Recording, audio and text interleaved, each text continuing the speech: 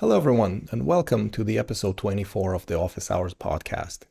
Here's a quick summary of all of the different things that we had a chance to talk about today.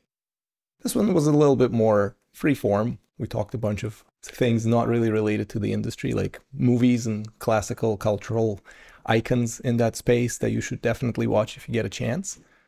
We talked a little bit about my experiences as a TA at a coding bootcamp and different things I've seen and how people learn and what makes it easier to help them learn. We talked about hiring process and a little bit maybe about performance evaluation, if you could call it like that, and how to touched upon giving critical feedback or maybe, not such a pleasant feedback and maybe up to having to let people go and things of that nature. So if you're interested in any of this, please stick around and enjoy. Thank you. Hello, everyone, and welcome to the episode 24 of the Office Hours podcast, the second podcast in this excellent new year of 2024. We are completely snowed in Vancouver for the last couple of days, so that's exciting. I see a bunch of kids sledding on a little hill right outside my window. That's exciting. Sometimes I think, hey, I don't want to work. I just want to go and sled in the snow like the good old days, but, have to continue with the grind. Welcome back, Mo. Always nice to see you. And without further ado, let's get cracking. Thank you, Vasili. I mean, you could go on the snow. Maybe the children will actually like it, Maybe you could make someone's day, BJ. Yeah, gotta get this. But can you still slide? Yeah. I just need something. Yeah. When I was a kid, we had a really budget option of just taking a plastic bag and filling it full of snow and then sliding on that. And it worked out surprisingly well. So, but it was much steeper hills. Yeah. Yeah, you might be making a child's day, but yeah, it's good. It's kind of funny, we went on a walk yesterday when it was snowing. It was snowing the entire night previously, so everything was just covered in snow. And there's a little park by our house, and there's a hill. And we walked there, and it's just like a ton of kids. But at the same time, it was like a ton of parents. And I was thinking, like, when I was a kid, if that was a situation like that, there would not be like a single adult present. It would just be kids.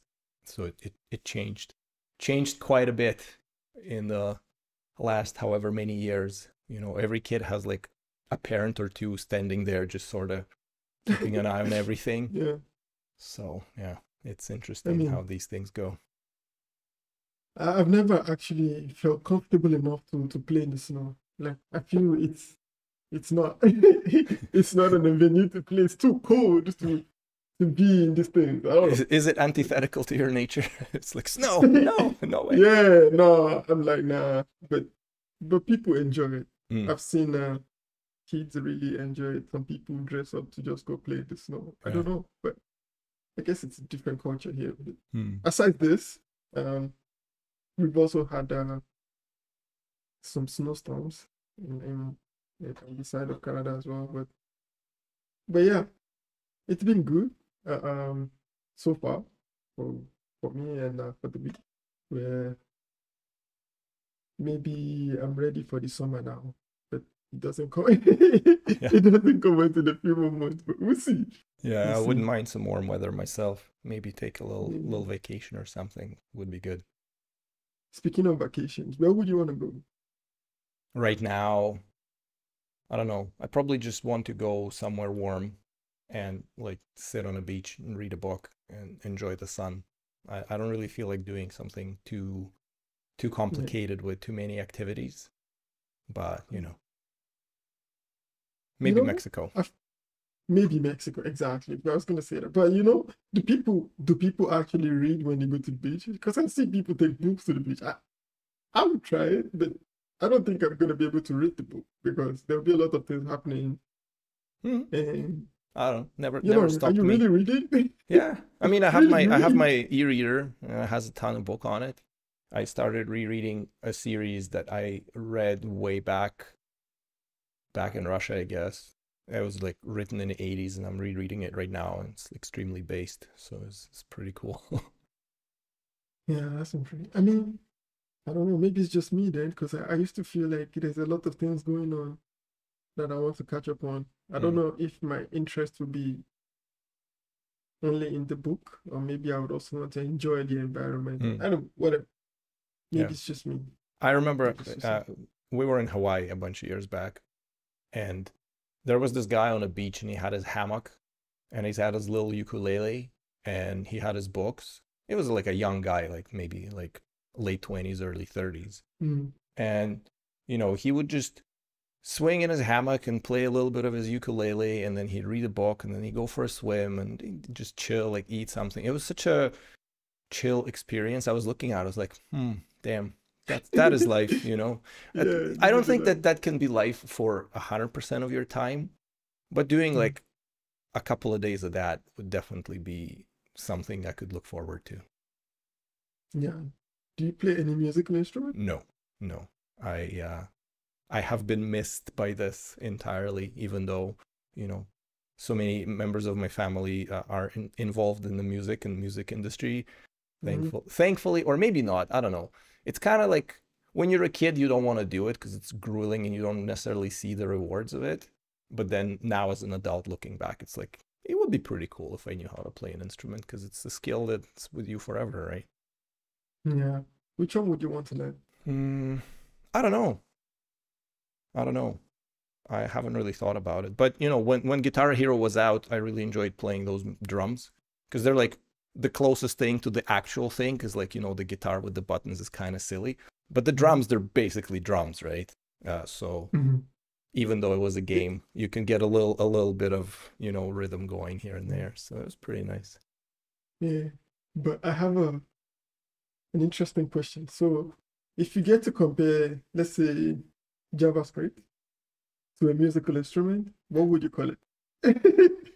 If I were to compare JavaScript to a musical instrument, you know, there's this funny, I can't remember what this instrument is called, but it's the one they use to do like music and Foley for old cartoons. It's kind of like this mechanical piano, but it has like all of these knobs and pulleys, and there's like a short clip of a guy playing on one, because it has all of these side effects. Oh, sorry, not the side effects, the audio effects, sound effects, not side effects. See, I'm thinking too much JavaScript. Sound effects, yeah, with like, you know, all the honking and squeaking noises, and it has like these little rubber plungers and like little things he pulls on, and it makes all of these sounds like all of the old school cartoons. And it's like this big machine, and he's just like playing some melody, some sort of ragtime, and then like pressing on the pedals and like honking all these horns. So I don't know. That's the thing that popped into my mind. I'll try scouting for it. Maybe if I find a link to it, I'll link to that video, that guy playing that instrument, because it's pretty hilarious. I don't remember what it's called. It has a specific name, and I think there's only like a handful of those, because they're like super old for old time movie studios to do the soundtrack and special effects of the time. Yeah. For me, I would have called it a drum, though. I would have maybe compared it to drums, because it has like different parts and different parts with like, and it's always in every music. Yeah. Like, it's very versatile. That's actually a good point. And the thing is like, you can have a drum kit with like literally one drum, one cymbal, and like a bass drum, or I've seen some crazy setups with like 50 different drums. So you can kind of get as intense as you want with it, which is fair enough. Yeah, I can see that. Yeah. I mean, is mayonnaise an instrument? No, Patrick, mayonnaise is not an instrument. I mean, but it's interesting. Anyway, it could be a drum for real, because there's different parts to JavaScript. Sometimes, one day I was in a conversation online, and somebody, maybe we talked about this before, like somebody was saying like, oh, they're gonna take 2 months. You can learn JavaScript in 2 weeks. And the person saying this was saying it with the credential of, oh, I'm an expert on web development. Online, you know, Twitter, you know. I'm an internet expert, trust me. You know, and the guy said like, oh, like if you really want to break into tech, you can just take like 2 weeks, within 2 weeks to learn everything in JavaScript, and before you know it, you make your portfolio. And I was thinking, 2 weeks to learn JavaScript. Like really, like you people are really smart because people have been doing this for like several years and they're still like Googling things, you know? And yeah, in that moment, I was just wondering, like, would it even be possible, like, to be able to learn JavaScript I mean, in 2 years? I don't even think you can. yeah, you can learn the syntax pretty easy because it mimics a lot of the stuff that's out there as is, like Java and C. Like syntactically, they're very close. I guess the new additions with like arrow functions may be a little bit different from what No, people are expecting. But you said Java and C, yeah, but this person, like, imagine someone starting from scratch. from scratch. Right. Like, Well, I if mean, you already know yeah, something, yeah, maybe, yeah. but I I don't mean, know. you can understand the syntax broadly speaking. In if you put yourself, if you focus on it, you can probably learn the syntax in 2 weeks. I'll give them that. But syntax does not a language make, you know, because it's the quirks. It's the quirks that get you. It's all of the Yeah. landmines buried everywhere in very, you know, inconspicuous spaces. You think like, well, nothing can possibly screw me over here, and then bang, you know, you're blown up. So yeah, I mean, I can it's think of some concepts mm, in JavaScript that will even take more than 2 weeks that might take more than 2 weeks to learn if you learn it from scratch. For yeah, example, yeah, arrays. I yeah, don't think, I mean, I think you will need to understand a bit more because there's like tons of like mm, functions even right, within arrays right. itself. So like, I mean, that's more of a standard library type stuff. I mean, conceptually, JavaScript masks away a lot of stuff from you, but there's definitely complex parts to it, like generators. Like, do you know how generators work in JavaScript? I have an idea. Like, do you know? I was actually talking about it today. I was like, mm, you know, if I were to be interviewing somebody for like a senior JavaScript developer position, I mm, might ask him a questions like, do you understand how async await works in JavaScript internally? that's a good question. Because it's not an easy question. I mean, it's easy from the ergonomics perspective. Like, okay, you have a promise, a function that returns a promise, and you can await on it, and it just makes the syntax look nice. But like internally, how does it work? Or if you take it up a notch, it's like, how does, you know, for async or async for of, like the async iterators, like how do those work, right? Do you see? Do you see, Vasili? This is why I don't think you can learn this thing in 2 weeks. There's too many things to learn. Yeah, Two yeah, years, yeah, you're still yeah, learning. yeah. Just even the trivial things. Uh, I don't know if you've only been using it practically, you might not notice, but you know, oh, like, do you know that arrow functions don't bind arguments? Like, you know, in regular function, you can use the Mm-hmm. arguments keyword to get all of the past arguments, but you cannot do that in arrow functions. It just doesn't work. And like, it's a trivial thing, but you kind of have to be aware of it, you know, and the whole binding and prototype inheritance. People see class foo and they think they know what's going on. But in JavaScript, that's not the case. It does not go on like you think it does. And it's just these tripwires everywhere, and you just trip over them if you don't know. So in 2 weeks, I doubt it. I highly doubt it. Because not Yeah. only you have to be aware of it, you also need to kind of just internalize that so you understand what's going on when you see it. And Yeah. that part takes a long time because you have to be tripping over that stuff a lot. So yeah, syntax in 2 weeks. Yeah, maybe. Intimate knowledge, like as with anything really, you know, like you can't learn that much in 2 weeks. I mean, you can learn a decent amount, but to say, oh, you can learn everything there is to know about it in 2 weeks, that's just silly. Yeah. And yeah, and I think in the beginning, when you start working, or maybe you start, I noticed that most of, because I used to think like this too before, to just like learn everything and you just feel like, I don't know if it's possible to learn everything. Yeah. It's not, I don't think so. I think I'm at the point now, I mean, after a few years now, I can say, I don't think it's possible. I think there will always be, because first of all, the language itself is growing and a lot of concepts are changing. And while you are learning those old things, next year, there's new things. So for example, a good example would be Angular. Say, for example, when you start working with Angular, you have the concept like, oh, maybe you can just learn everything that is to be learned in Angular. I mean, you could try. You can learn it. Yeah. You can try. You can get maybe high percentage, but every 6 months we have an update, and then you have to change what you learn. But this is not to say it's not possible. Okay, I guess we all have like different levels of.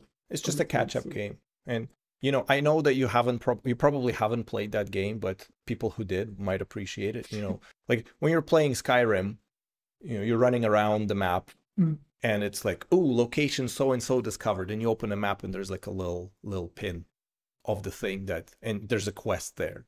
And so you start running to the quest and you want to complete the quest. And as you run to the quest, there's like more pins are popping up. And like, you only wanted to do one and now there's 4. And you go to one of the 4, it opens up 3 more. And it just like, it never ends. Like if you try to complete everything, it's just going to take you so much time. And you don't even know what you're going to discover along the way, right? As you're running there. Exactly. And it's just a surprise every time. So I think we talked about a little bit before where it's like, if you can get it, follow the 80-20 principle and, you know, get to the 80% of knowledge and 20% of effort, good enough. And you can get the more obscure edge cases as needed, because then, you know, you kind of have, you know, that there might be a couple of surprises left, but in terms of the basis, you got it all covered. So you know what things aren't tripping you up in learning that new thing, right? You know, I also know that I know you have like experience with like bootcamp training, and you've met a lot of people, like mentorship. Yeah, mentored quite a few people, and you've probably seen how people develop over the years and how their interest grows in programming. So for example, I'll share something I learned. One time I had to mentor someone, but in Java. And maybe I did good, maybe I didn't do enough, but somehow I wasn't able to keep the person's interest for a long period of time. So after a few months, she decided to change a program. So she no longer was studying computer science. Now she's studying something else that didn't require programming. So till date, I still feel a bit bad about it. But you ruined it. You know, but I think it was mostly like a decision. Maybe something that she enjoyed more. But question I wanted to ask you was that, how do you say, like, if you have seen people learn from scratch, and sometimes you must have experienced some people struggle with like the concept of programming itself, and being able to push past this struggle and actually get to the point where they are able to use their knowledge not just as a good to know, but as a way to make money, to earn a living. What's your experience like with like going through this with people? Yeah, for sure. So I worked at a boot camp for about 3 years as a TA.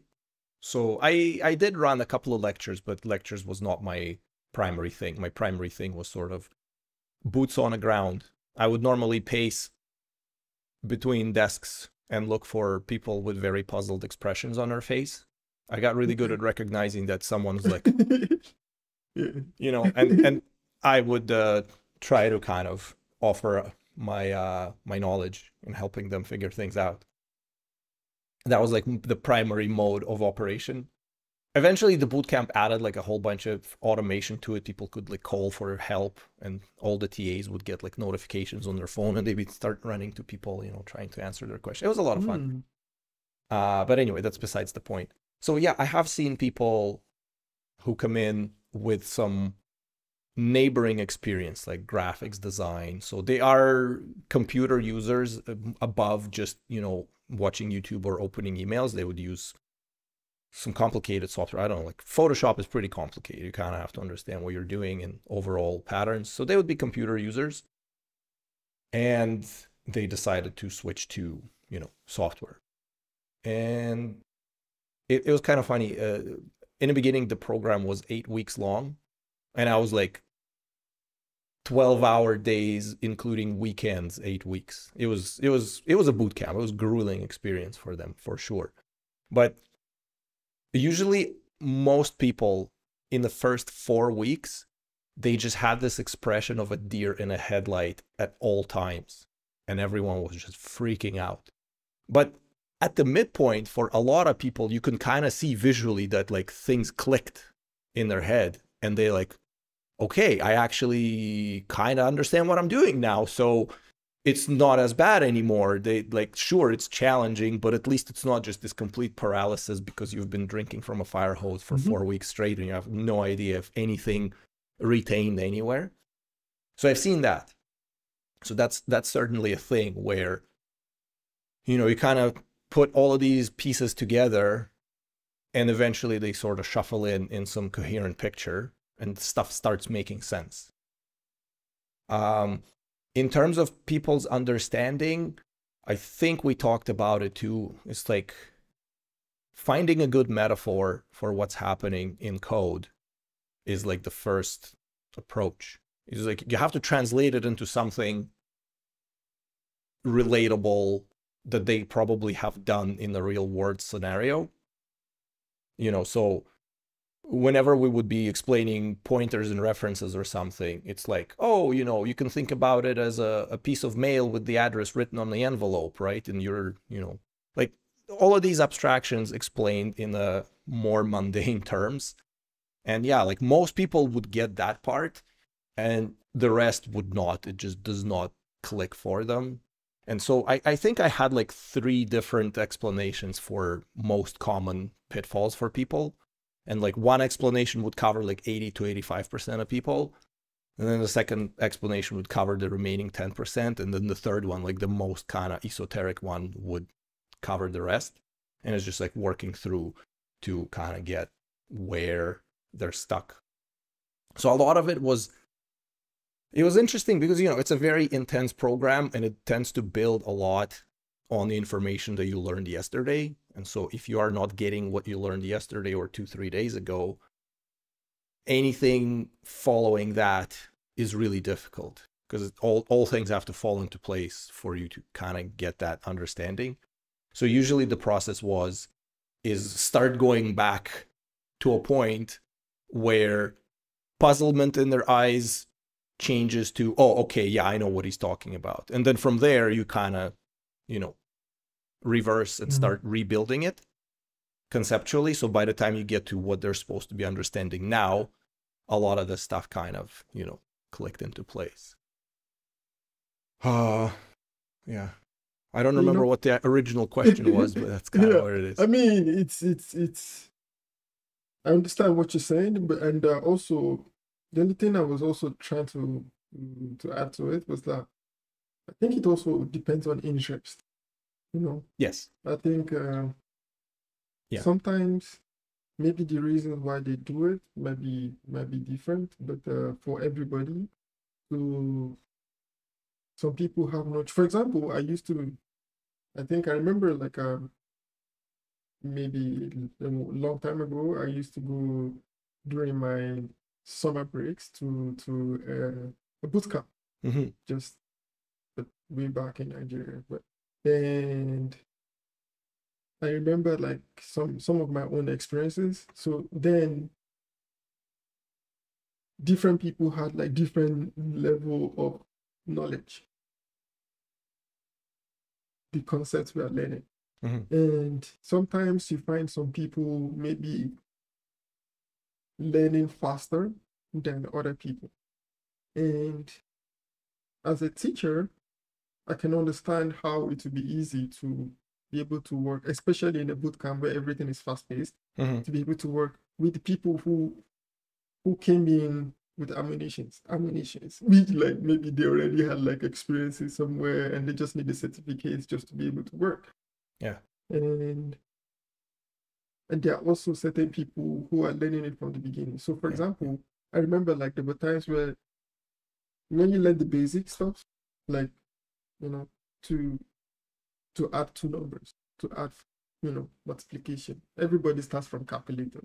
So when you get these basics right, and now you have to go into more complex stuff like, okay, OOP, and like you're learning what it is to have another class, inheriting from another, whatever, sharing um attributes and all these kind of things. And it starts to get blurry, and some people need more help than other people. And in this moment, I'm thinking about it like, how do you maintain the tenacity for yourself, the motivation for yourself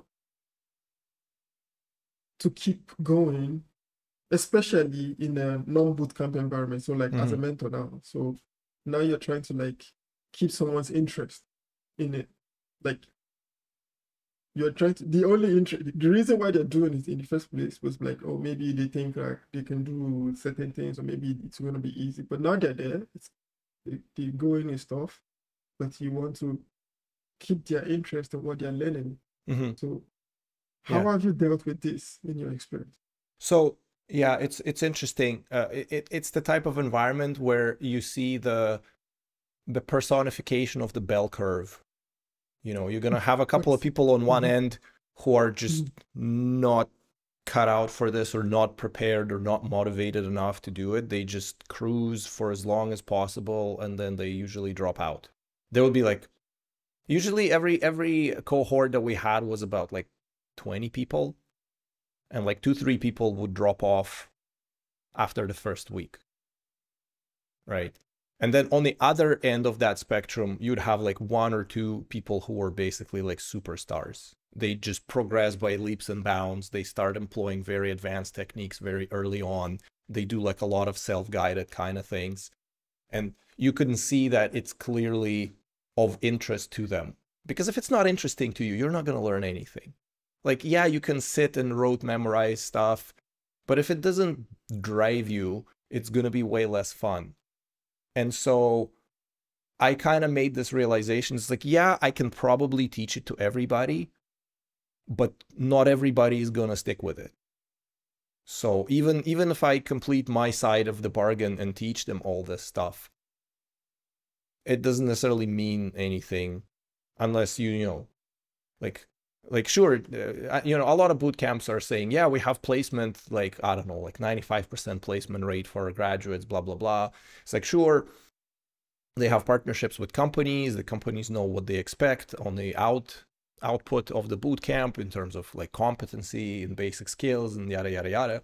But, I've added a lot of the people that were my students on LinkedIn, so I can take a look at how they're doing. And some of them are still in the industry, but just some. Others have gone, maybe a lot. Okay, a lot of them are still in, and it's not like I've checked up on everybody. I just occasionally see some updates. And some people they remained in IT and went sort of more managerial type side of things. They have some exposure to code. They kind of know how to talk to developers a little better. But yeah, it is certainly not for everyone.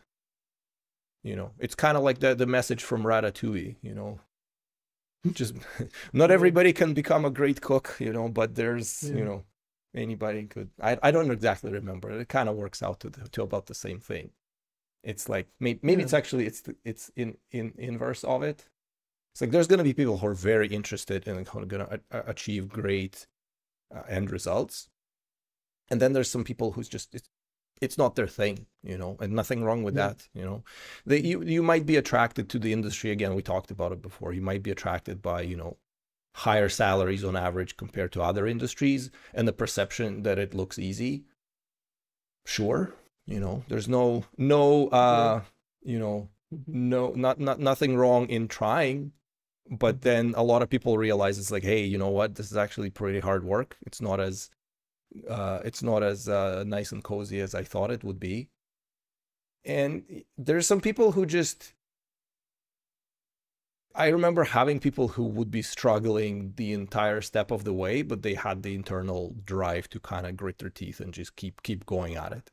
And they might not have necessarily achieved great heights or gotten there faster, but the tenacity and perseverance was also key. You know, it's like, if you're intent on getting through it, you can. And I think anybody who's intent on it can get through it, right? It's more of your mental resilience and positioning that affects the outcomes way more than your predisposition to this type of stuff. I don't know. It's this nature versus nurture debate in terms of education. It's kind of hard to have any kind of universal answer. It's just more of my observations on what was happening. But I don't know. I enjoyed it a great deal. And, you know, if it was a more lucrative enterprise, I'd rather probably be doing that than actually coding. I mean, I get to do that a lot these days too, just a bit more hectic and less. The goal is not to teach people, the goal is to get stuff done, and teaching just is like this needed thing to help move them along the way, you know. Yeah, this is what I was going to ask you next, because as you were talking just now, I was thinking about how certain times you go through certain stages in your career, in your life, and they tend to become like a training period for other points in your career or life generally, as it applies. So I was just curious to see how your experience working as a TA in a bootcamp environment prepared you for the position you have now, because now you also, like you said, you do almost the same thing, but how did he really prepare? And do you feel like you transferred experience from this position? Oh yeah. Well, I mean, it's sort of a self-fulfilling prophecy, because I tend to seek out positions that say that they want mentorship capacity. Like, if I were to be choosing between two similar jobs and one explicitly asks for it and the other one doesn't, I'd go for one that does, because I enjoy doing it so much. I have a lot of fun doing it. And so there's a little bit of like selection bias in that as it is. So explaining concepts, even basic concepts, to people helps you understand them better yourself.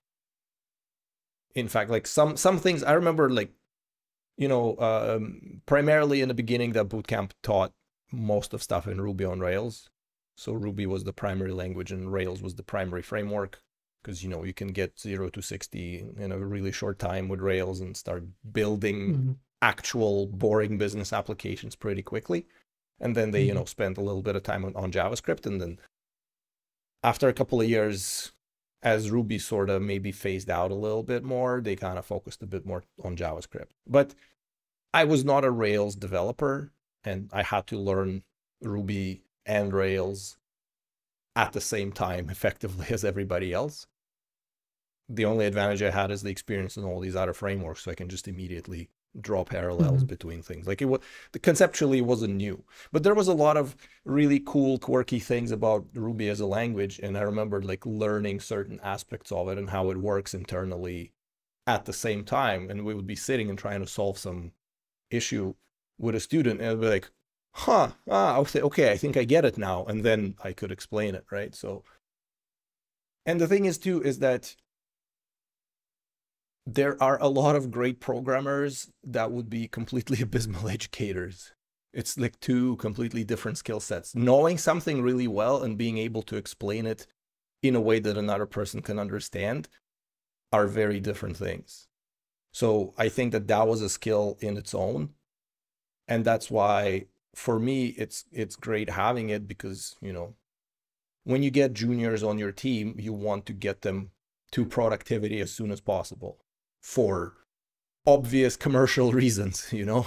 Yeah. And so having that skill is really helpful, because, you know, for some people who are watching this, you know, if you're a junior and you're joining a company and their team has full team of seniors, sometimes they may be struggling explaining more basic things because they just assume that everybody knows it because they know it, right? Because everybody does that projection bit where it's like, how can you not know this? I know this, therefore everybody knows this, right? And that's never the case. Yeah. And having the ability to effectively regress to the conceptual model of a person that doesn't know that much and trying to find a way to kind of bootstrap that knowledge, that's a skill. You have to do it a bunch and learn it. So yeah, like yeah, if you're asking your senior people questions and they get very frustrated, it's probably that. It's not necessarily anything personal. It's just explaining some of these things is harder than just applying them in your daily life. Absolutely. I to be honest, this is the thing is, like, when it comes to knowledge sharing, like you said, it's different for everybody, because some people have more capacity, like you said, they have the skills at a higher level compared to other people.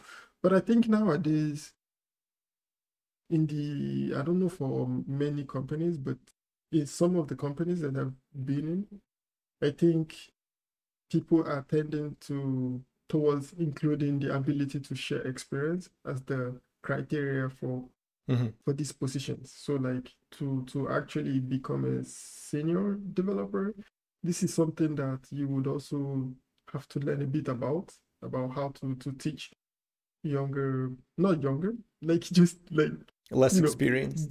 Less experience to and that was my question earlier to you, because I have seen certain scenarios like with different people, and sometimes some people are comfortable, they get comfortable at the junior level and just want to do exactly what they do and just stay in this level. But yeah, for you as a senior in a senior role, hypothetically, you're not even hypothetically, it's kind of part of your responsibility to help people to develop, in their skills. yeah. So that's part of, like, maybe for some companies it's an unwritten responsibility, but maybe in some companies actually written. And either ways, Yeah.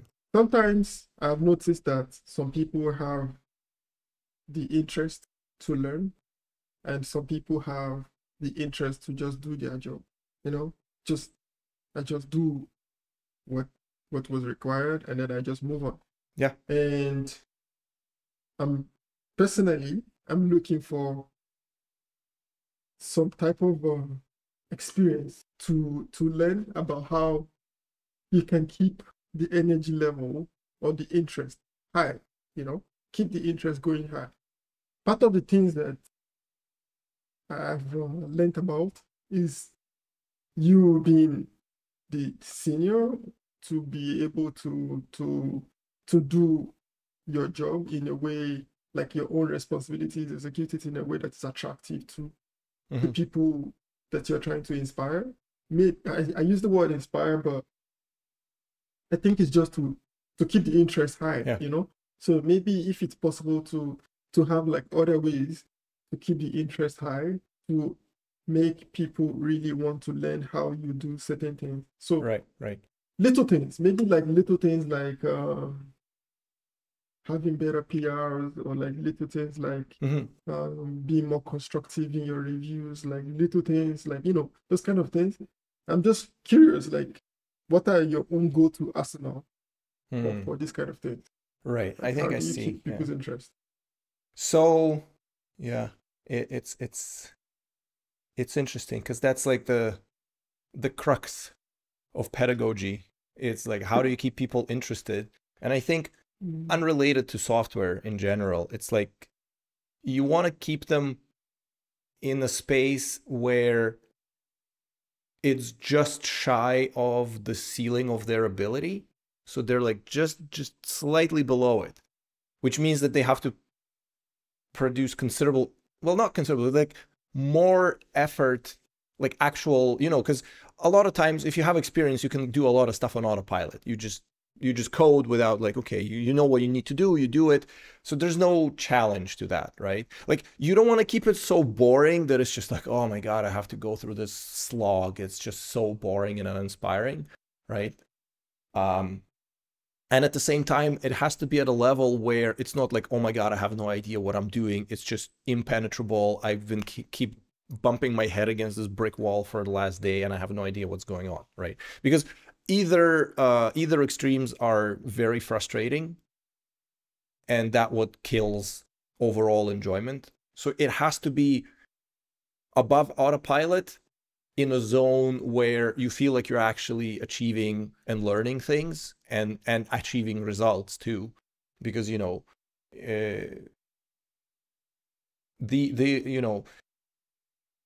I mean, obviously the achievement of results is necessary for business to progress forward, right? But they have to be meaningful results too. You know, it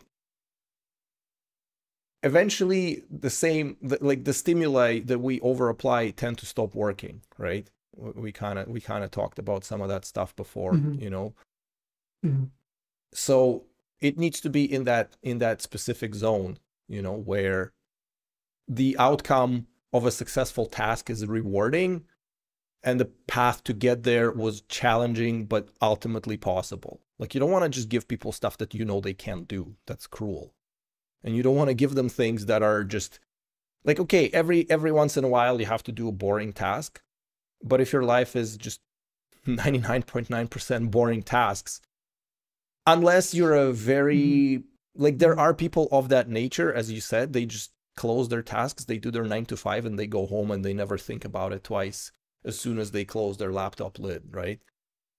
If you have people like that on your team and you can just give all the slog to them and they're happy doing it, wonderful, you know, but you know, not everybody is like that. And also people like that usually aren't really beneficial in highly innovative things where you don't necessarily know immediately what you're doing. Like if it's highly exploratory, they usually don't like those types of tasks. They want specific things laid out that they can do. But anything very highly exploratory might, like, so you have to balance it. Like it kind of harkens back to our conversation about like the team composition, right? We talked about it a little bit. And so yeah, I did that with my students. And sometimes, again, nobody's perfect. Sometimes I'd kind of go a little bit overboard and start pushing in like very advanced territory. But I always wanted to kind of read off of the next page, so to speak, of their workbook to be like, hey, you know what we're going to be doing later? It's so cool. Let me show you, you know, like you think this is cool. Let me blow your mind a little bit here. Yeah, and it did work. It did work for a lot of people because it's like, yeah, sure, we're doing 2 + 2 = 4 right now. And it's not entirely exciting unless, you know, you're a mathematician writing a 400-page PhD about why 2 + 2 is 4, right? But for most of us, I can take it or leave it, like, fair enough. But on the next page, there's this thing here that I think you're gonna find interesting, you know, and you gotta be a little bit curious, right? So, and sometimes I'd kind of start reading from the back of the book and everyone would be like, oh, what the hell is he talking about, right? So clearly that was not the right thing to do. But I think for most part, I kept it in the zone where it would actually be, you know, exciting. And the other thing I used to do too is kind of doing a lot of deep dives into the guts and sort of underlying levels. Because again, most people, when they learn programming right now, they learn, you know, the level A, and they don't learn all of the basement floors underneath it, you know. They walk in on the ground floor and they start learning, but, you know, there's 25 levels worth of basement in there that, you know, they're walking on. And, you know, all of the things that keep the entire building alive, if we keep using that metaphor, are in those basement levels that very few people go to, you know. Absolutely. But you kind of need to know about it. And if you do, I'm not saying that I'm going to teach you everything, but if you're not exposed to it, you're not even aware that it exists. How are you gonna find information about it, right? So, and I don't know, I was fairly well liked in my feedback from the students. So, you know, I think it worked out well in the end. I imagine it did, because these are really good ideas, and I can see how this would actually like build interest, especially like, you know, with turning the next page, because like when you start in the beginning, I noticed like many people try to explain a lot. See, if you take courses, like, and at some point in my career, I used to watch a lot of like tutorials. Maybe even sometimes still now, I still watch because I have to learn what's new to write about on blogs and all these kind of things. But sometimes when I watch some people talk about a certain concept, they start with like the basics, especially if you're watching on like platforms, like, you know, when someone says like, you can they have to cover the entire spectrum of their audience, right? Exactly. So like they start with like the basic stuff, and you see, if like, so for example, if the video is 2 hours long, they spend like 1 hour 20 minutes to teach like the basic stuff, and then they spend like 30 minutes to talk about, oh, but if you were gonna do this, like, and they just talk like a high spot. And many people go through like this tutorial, especially like, let's say they build something out of it, and like, oh yeah, now you know JavaScript. Half of what was talked about here, you probably won't even be able to use it in a real life experience, you know. And going through this makes me realize that many people learn to a point and they just like stay there, and they're surprised that like the new things that come after that, you know, it's like, oh, like, can you still learn these things, you know, like this kind of thing. So I started recently to think about how to introduce these kind of things to someone, and also maybe to myself, because like maybe there will be other things to learn as well. But in terms of like mentoring, in terms of like showing other people, maybe this is a good idea. Thank you, Vasili. Yeah, no, for sure, for sure. You know, what was I gonna say?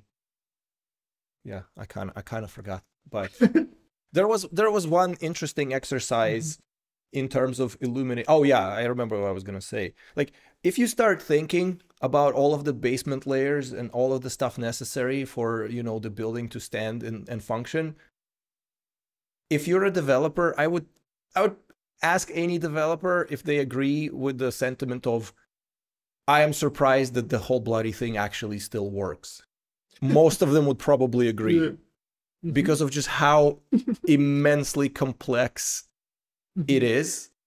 Like, sure, you know, most people who use it don't really pay attention to any of that because they don't know. You know, they pull up the phone from their pocket, they open a Facebook app, and they can talk to their friends. But that's it. The amount of engineering and innovation that goes into, I'm like, how does this even work? I mean, it's not like I understand how it works. It's more of a like, how does it still work? It should have stopped working, you know, ages ago. It's just impossible that it still remains operating.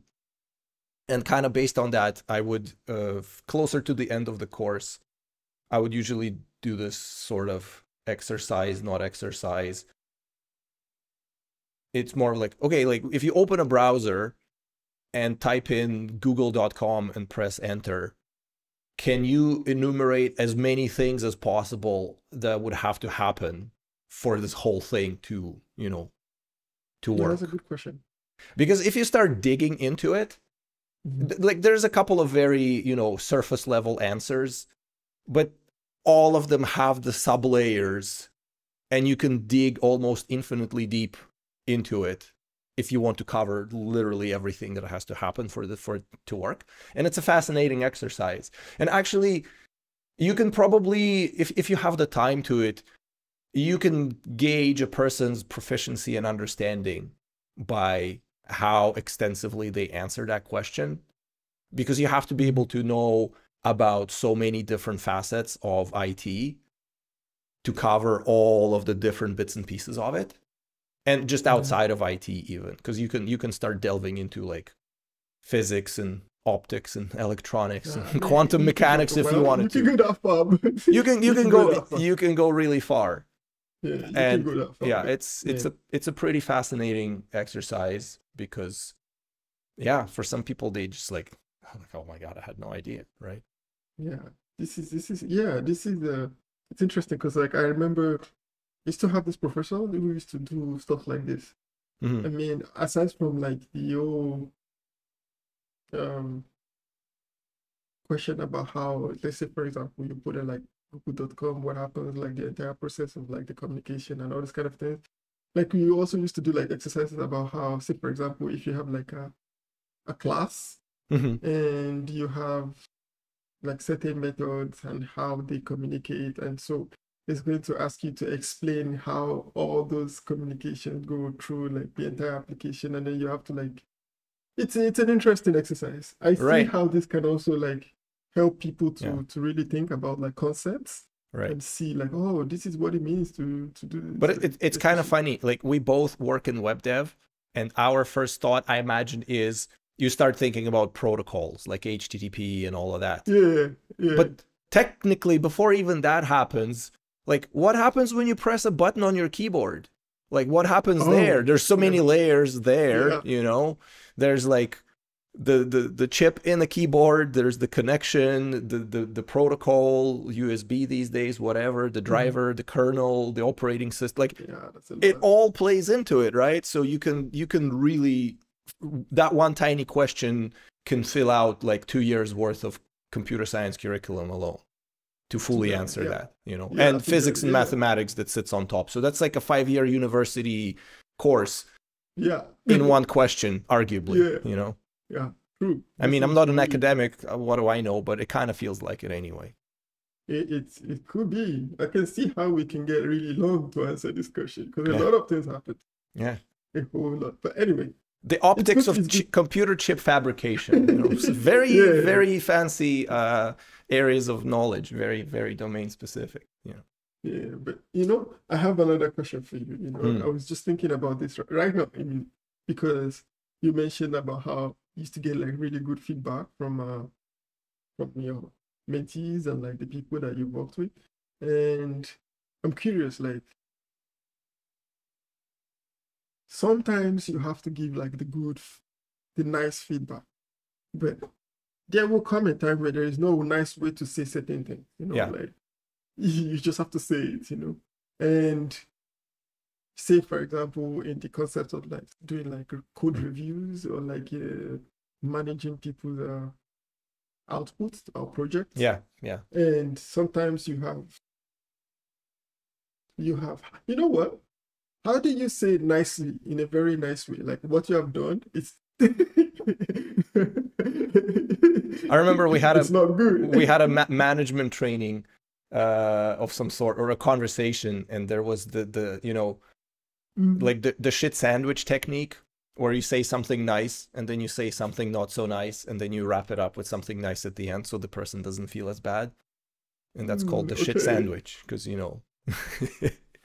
Oh, that's an interesting concept too, because it's very obvious when that happens, so it was more kind of a joke, but you're right. And I mean, it could work. It could work for sure, but like definitely there are times. So in bootcamp it's different, or at least I treated it differently, because like, okay, they're all adults, they paid their tuition. If they choose not to take my advice and do the work and read the necessary reading and ultimately fail at the end, like, you know, I'm not that invested. I mean, I am invested in people who are invested, in a sense. Like the people who want to learn, I will teach them everything I know. People who don't want to learn, I'll make some attempts.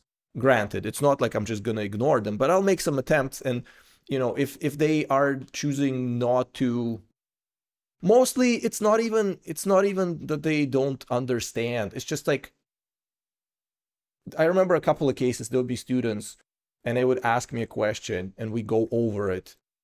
And then I would say like, hey, you need to read this, this, and that in order to understand it better. And then, you know, I wasn't there every day. I was there like 2-3 times a week. So a couple of days after, I would come in and that same student would be asking the question. It would be broadly the same question. And I was like, well, we went through this and have you read all of those things? And they're like, no, I didn't. It's like, well, what do you expect then? Like, it's not just going to magically materialize in your brain. You actually have to work for it. And so my attitude was that, you know, if you ask me questions, I'll give you answers. But if I see that you just don't care about it that much, it's not necessarily my job to, because there's, you know, 20 other people who need my help. And like, yeah, maybe I can, again, it's like I'd spend 20% of my effort here and I spent 80% of my effort over there, you know, just because I get more, I don't know, I get more in aggregate, more results. If I spend more time with you in aggregate, I get less result because everybody else doesn't get an opportunity to, right? In case of, yeah, go ahead. You see, this is the concern that I have. Earlier, I was saying that some people learn at a very high speed compared to other people. And in a class of 20, they cannot all have the same learning speed. Yes, that's true. And in a class of 20, they cannot all have the same level of interest. But the job that you have now, if you are responsible for these 20 people, your job is to make sure that everyone is moving at the same pace. No. Or not, at least like learning the same things. No, I don't feel like that's the case. I don't feel like that's the case. I want to explain something, yeah? So for example, like for example, in a class of 20, like you said, you as a teacher, I can see it. Like I can say like it is easy to be with someone where you see like, oh, if I put in like 1 hour into this person extra, I can see how far the person will like use this 1 hour and learn the same thing.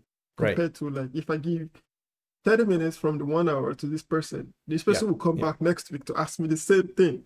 Yeah. But like you said, interest grows, and then you can see how like maybe the person that is asking you the same question every week, probably over the next 6 weeks, will probably learn just as much as the person who is learning really fast right now. I don't know.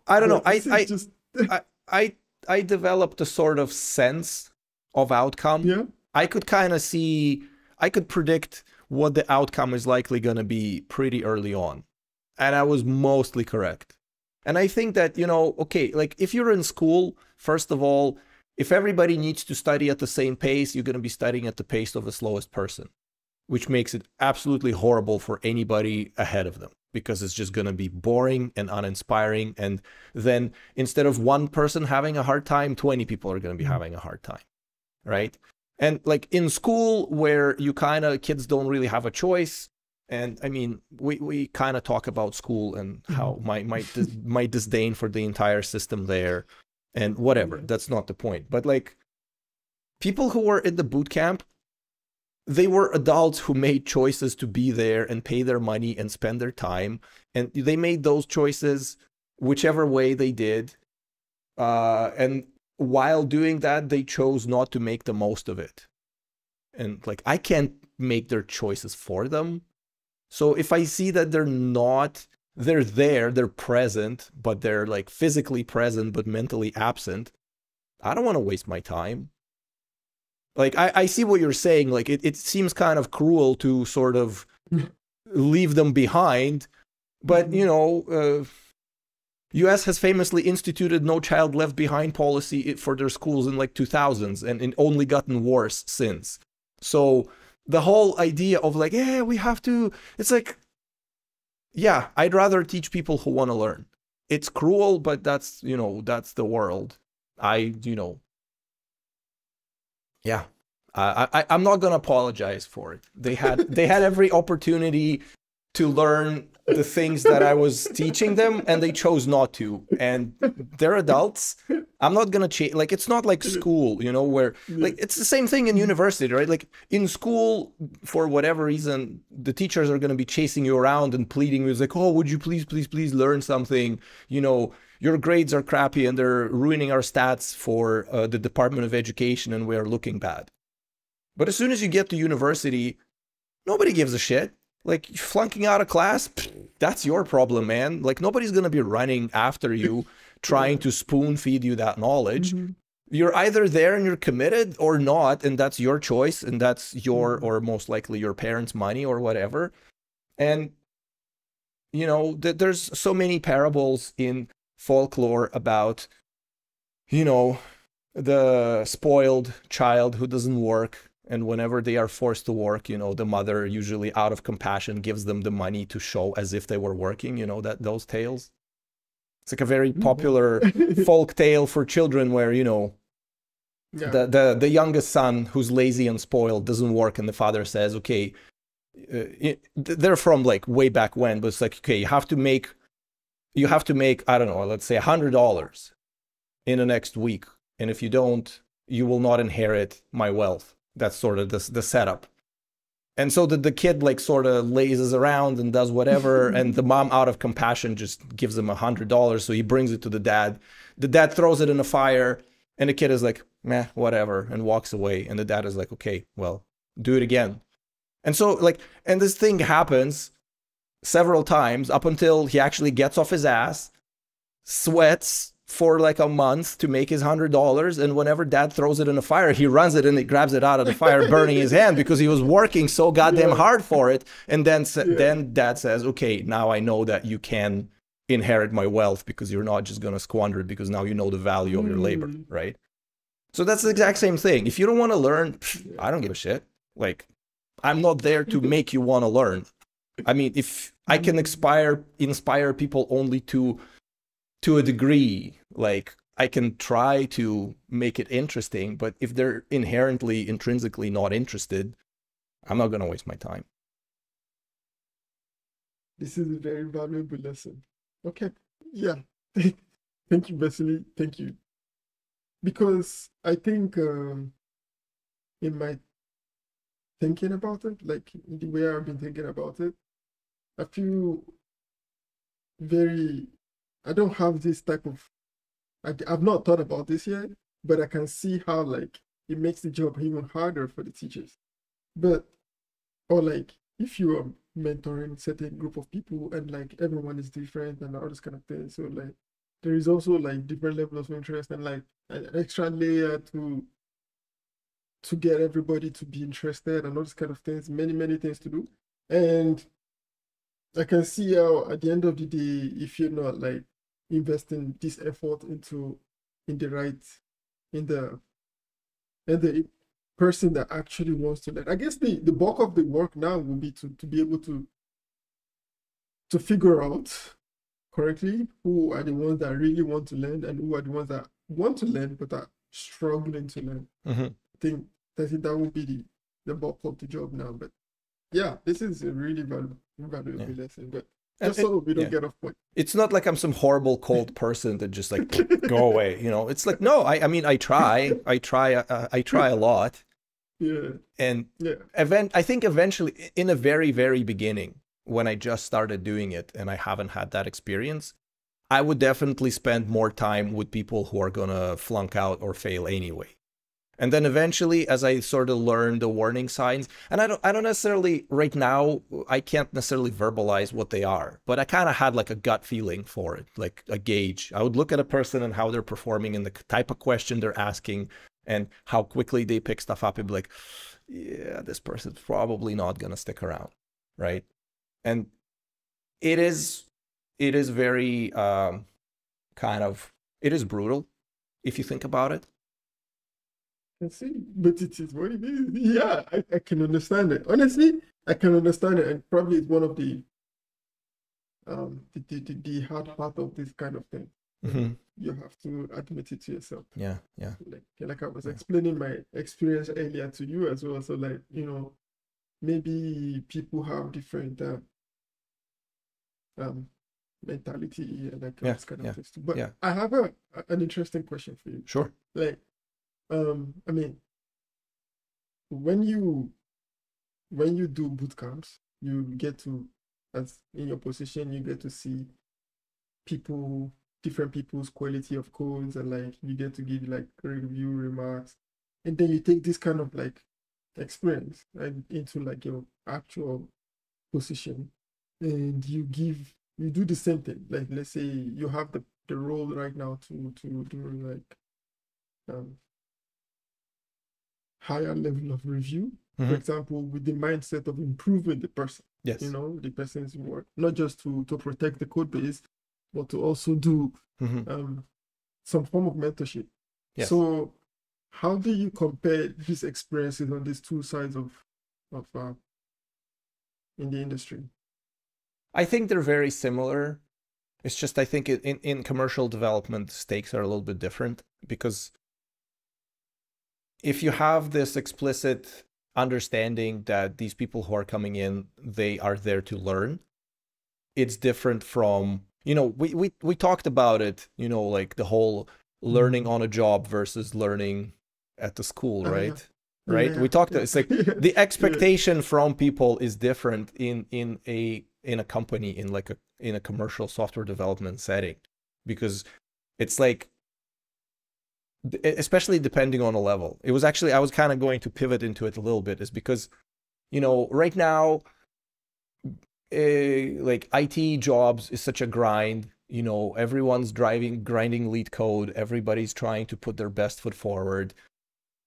People are not above a little embellishments on a resume here and there, and a little title inflation and things like that, right? And so it's much easier with juniors, because like, okay, maybe like the difference between an intern and junior is only so much. So I guess an intern could try and inflate their title to that of a junior, but in practical terms, it wouldn't really be that much of a difference, right? Yeah. But when it is different is then when people assume higher roles that they're not ready for, and then they kind of fail to perform at that level. That gets weirder, because on one hand, like it's harder to call them out on it too, because it's like, man, you're supposed to be a senior. Like what the heck? Like the type of questions I sometimes get asked by people who are supposedly senior, I'm like, in my head, I'm like, wait a minute, like you should know that. And it's like I talked about projection of like, if I know this, you should know this. Yeah. It's not that. It's actual thing that they should know, right? They should understand that. Like, I don't know, like, why is this such a new concept that I have to explain it, where it's not supposed to be a new concept at all at that level, right? So, and that kind of comes back to this conversation of like giving negative feedback, which again, I guess in bootcamp, it wasn't my task to give people negative feedback. It was my task to drill down into where they have stumbled and move them from that point forward to catch them up to where they need to be. That was the goal, right? Because they were there to acquire the skill, but in a company, they're not there to acquire the skill as much as they're there to apply the skill. And I guess I can spend the time to go through that process. I'm just more surprised that I have to, especially at non-junior roles. Like juniors, fair enough, I understand. Like, okay, they're new, their knowledge is spotty, their practical knowledge is non-existent. I give them every break possible to a reasonable extent. But when it starts going above that level, that's where it starts getting kind of like, oh, ooh, And, I haven't had hard conversations like that, but I have a feeling that I might have to be having those pretty soon. And, I don't know. I always enjoy, have you watched the movie Up in the Air with George Clooney? Oh, it's a good movie. It's like a movie about a guy who basically, he's a consultant, and companies retain his services, and he comes in and fires a bunch of people. So like his main as a consultant, his main job is to fire people. He's like the Bobs in Office Space, And that would be nice. It seems kind of brutal, and it is, but at the same time, I mean, right now, with the economy being what it is, it has all of these and I think the movie was made around like the fallout of the 2008 financial crisis. So it's kind of made as this commentary about, you know, this assassin that comes in and just wrecks people's lives and gets some form of enjoyment out of it or whatever. But at the same time, it's like, you know, an organism, there's like macrophages in your bloodstream that like destroy intruders, your immune system. And that it's kind of like that. Like you have to get rid of the dead weight so you can live, because otherwise your system's going to get clogged up and you die. So on one hand, it is cruel, but on the other hand, it's necessary, right? If you don't move it into like the emotional sphere of getting fired, which sucks complete ass, I don't wish that experience upon anybody. What needs to happen when people don't perform to their declared level? Like you can't keep them around because they don't perform to their level, you know. So yeah, it's a tough but interesting situation, and what came to my mind right now is like, it's true. There's some people that they maybe, okay, so I'll say it out, just then you can like gauge it from and like check what you give me what you think. So for example, in a bootcamp, you can have certain people who will just not do as you expect them to do.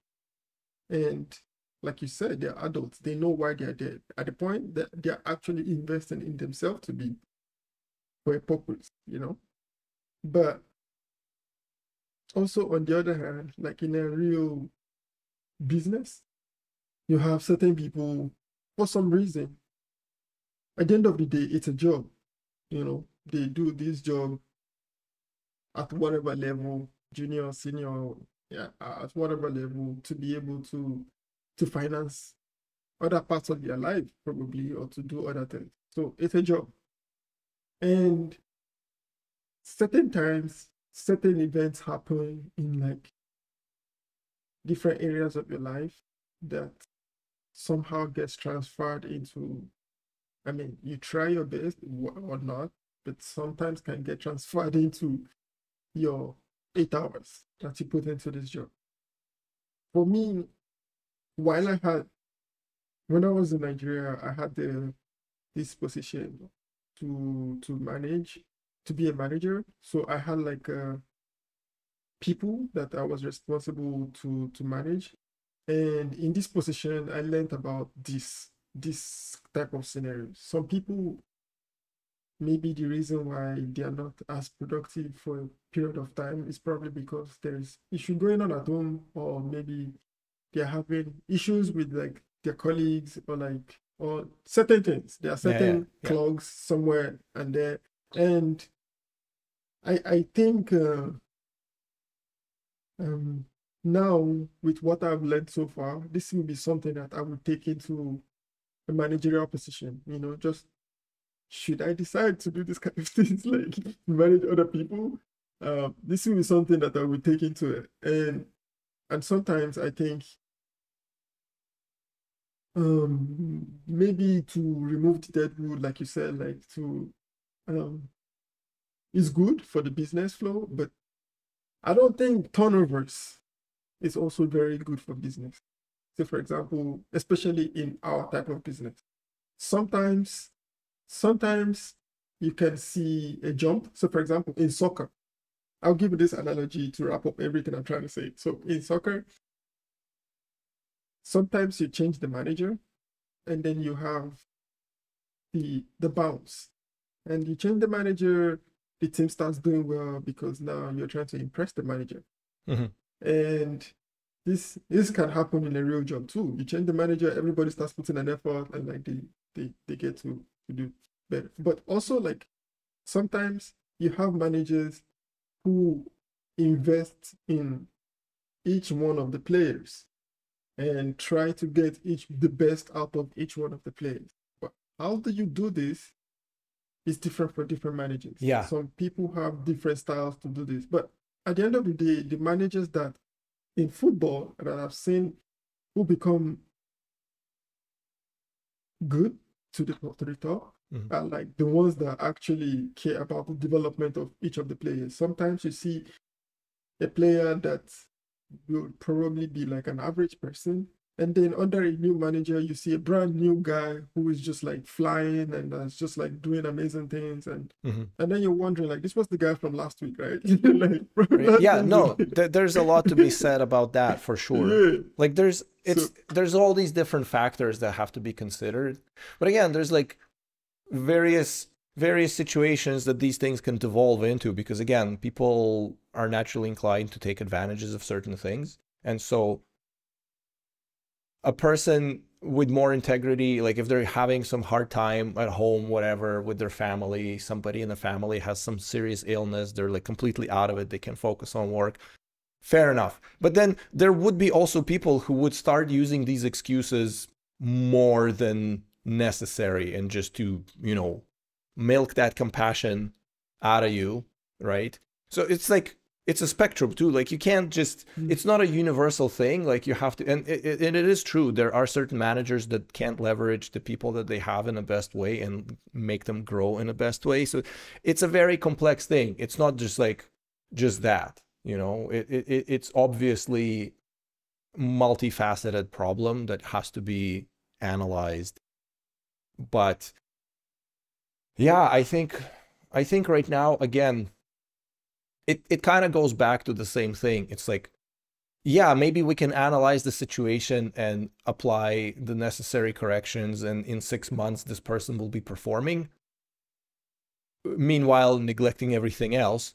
Or we fire them, we get somebody else, and not have to spend all that time doing it, because it either have happened, you know, because of management styles, budgeting constraints. It's like, ultimately, I would want for people to do better, and I try as much as I can to make that happen, but that might not always be possible, you know? Yeah, but you know, I think it's also more expensive to fire someone, you know?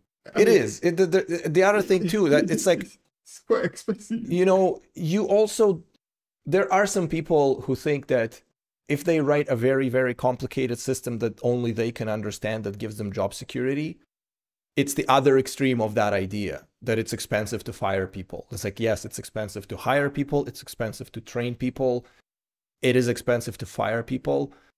And some people will be using this as their model for staying at the company. It's just like, yeah, I'm just coding for my job security here. I'm not coding to, you know, have readable, maintainable code. I'm just coding it in a way so that if they fire me, nobody knows how to operate this thing. Like, is this something that you would want for your team to inherit from a person like that, right? You kind of have to consider this thing too. And it does happen more often, and it's a real thing. So you kind of have to think about it. Yeah. It's not easy. Yeah. Yeah, I can see. I mean, I feel like maybe next week we might talk a bit more about this, because I think there's a lot to learn about these ideas, especially as we all get into these positions where like you have to share knowledge. Yeah. To some people it's easy, to some people it's something you need to learn and like a skill you need to develop.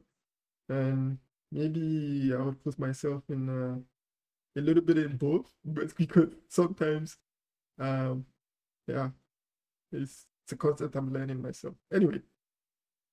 But yeah, I think at the end of the day, like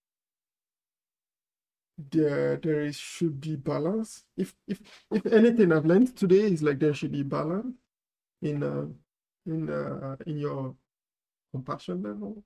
Like you have to know when to draw the line, yeah, and how to make those hard decisions of like, you know, focusing on the right things, on the right people with the right interest, and but you know, the last point you made about like having someone on the team who would write like code to make it complex for that. I think this part of this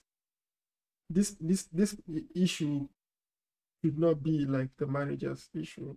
I think this should have been sorted out during the hiring process. So for example, like you hire someone one time, we had I had the opportunity to be responsible for hiring a new member in the team, and we were talking about this is a while ago. Like we were talking about we're meeting this person, and we were talking about how we do certain things, you know, general stuff we were just talking about. And the person started giving like really interesting ideas, but this is not how we do it yet. I think this will be going towards like company culture, not just like the socializing part of it, but also like how you do certain things, which if you have a different idea, if you have a different opinion, it's good. But it's from this type of conversations that I think you will start noticing certain things like this, like, oh, if someone is, let's say, for example, you have a certain way to do something, how can I make it easy? I mean, you understand what I'm trying to say? Yeah, I think so. But I think my comment to that would be is that like leaders take suggestions, but they make the decisions, right? So there's nothing wrong with considering different avenues of exploration for certain things, but ultimately, you know, once the decision has been made, there should be agreement on that's what's going to be happening. I was listening to this podcast recently. Who was it with?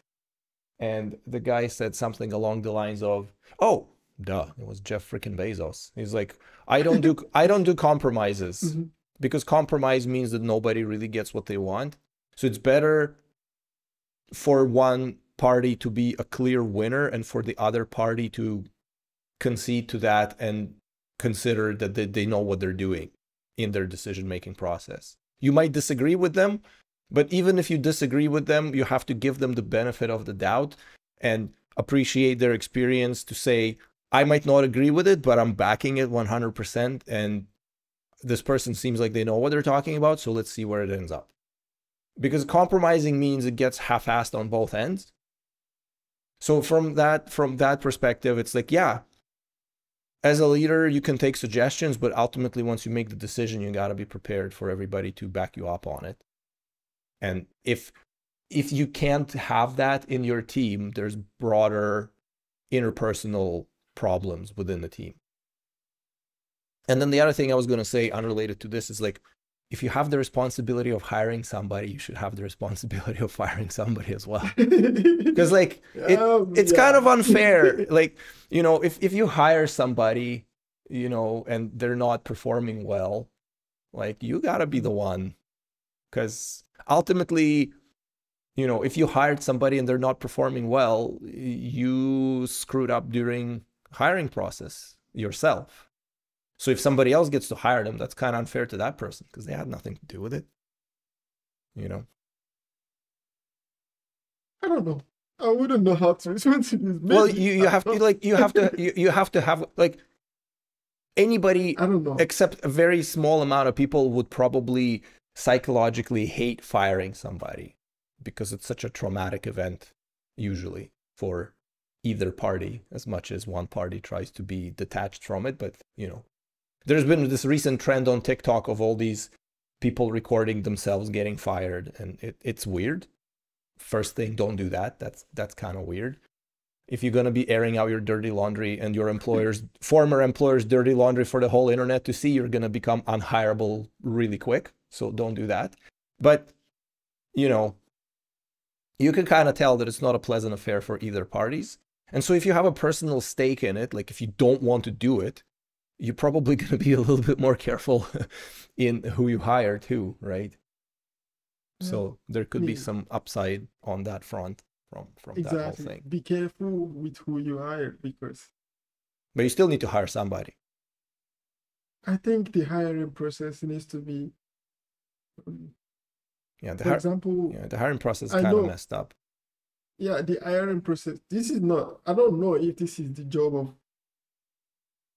I mean, in a way, it depends on the company. I'm not saying that that's how it's more of a, if you have a bigger stake in the outcome for that person, you have to consider the possibility that if they're not on a level, your hand was part of that decision in a way, and you have to bear some responsibility for it. And you know, if the price that you have to pay for that poor decision is having to fire them, that might affect your decision-making process in the future.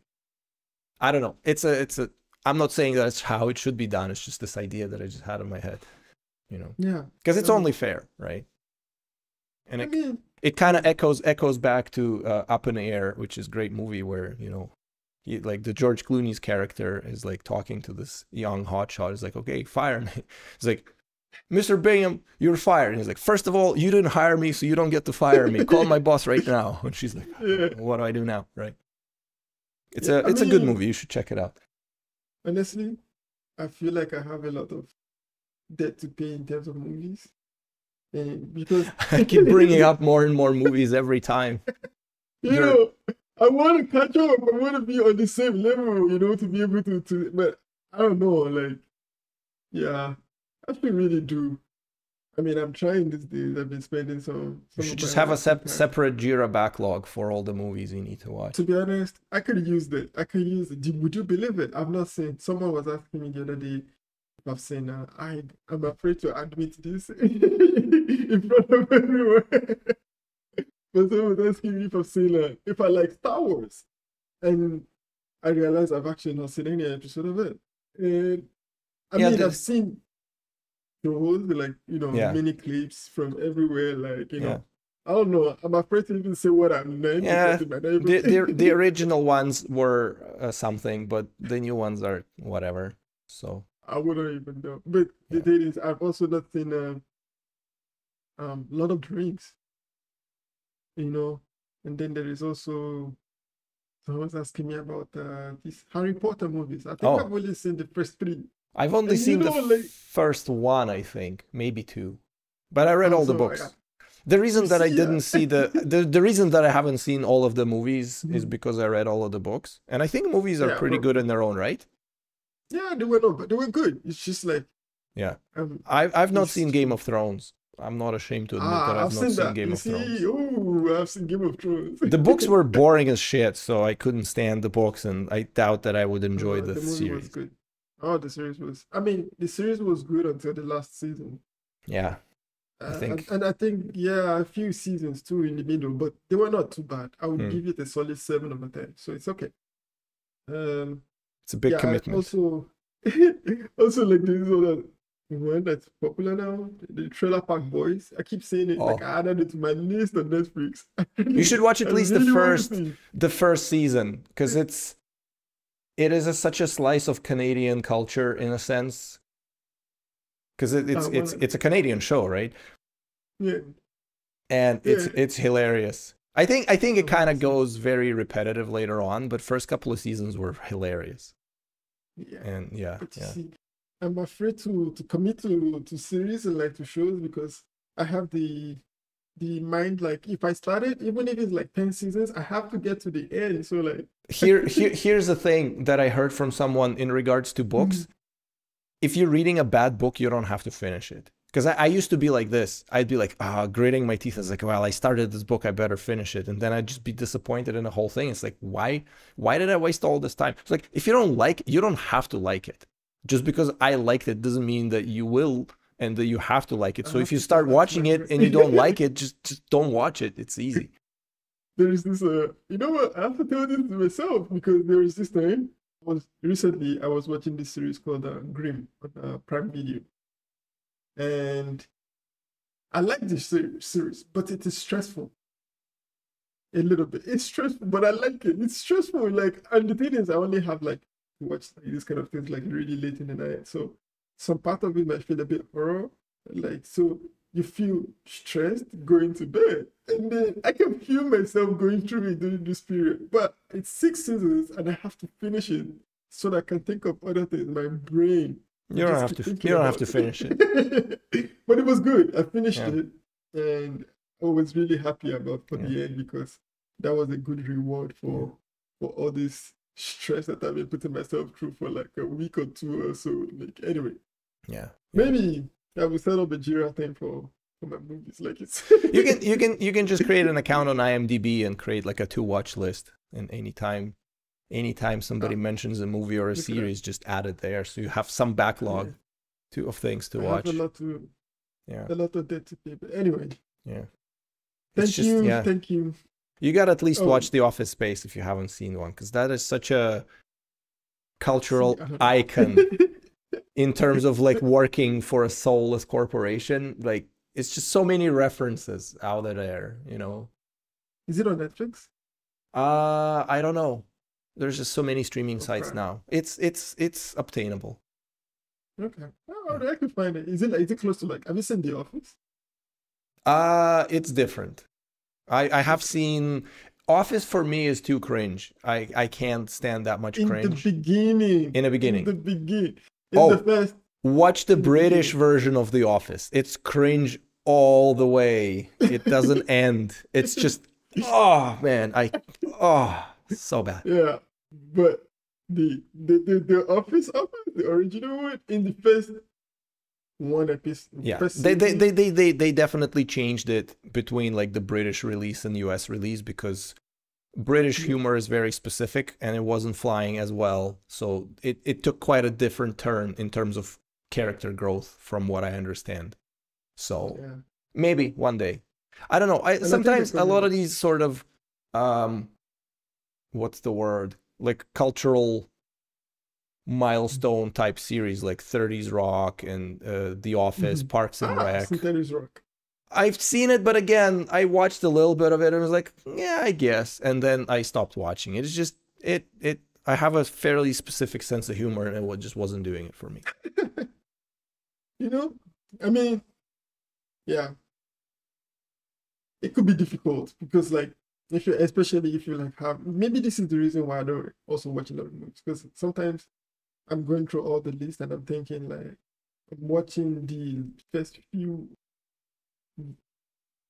scenes and I'm afraid to continue because I had that. I don't want to. I don't want to get bored. You know, I'm just like, you have 3 seconds to, you know, to get my attention. See, that's it's the TikTok and Instagram. If your dopamine is not hijacked in the first second, you're just not gonna pick it up. So you gotta unlearn that behavior. You know, probably. You won't be able to enjoy stuff if it's like first second you're like, oh no, not for me. You haven't even. No, the first 5 minutes. Honestly, the first 5 minutes is important. If the first 5 minutes you don't get my attention, it's okay. We'll try something else. You know, I'm not gonna do it. Otherwise, I'll do it. But the thing is, like with The Office, if you use this approach for The Office, you won't be able to watch it. You need to endure the cringe for like the first 5 episodes. I really don't like the cringe. Anyway, and you don't have to. No one's making you. You should, Vasili. Yes. You know what? I'm making you watch it because okay. I'll watch the second. I watched the first season of The Office and maybe even parts of the second one. But yeah, it's good. Well, it's a classic. It's good. Yes, it's like How I Met Your Mother. Everybody watched it. I don't know. I like a bunch of series like How I Met Your Mother, or what's that other one? Big Bang Theory. Big Bang Theory just didn't register for me at all. That show I did not like at all.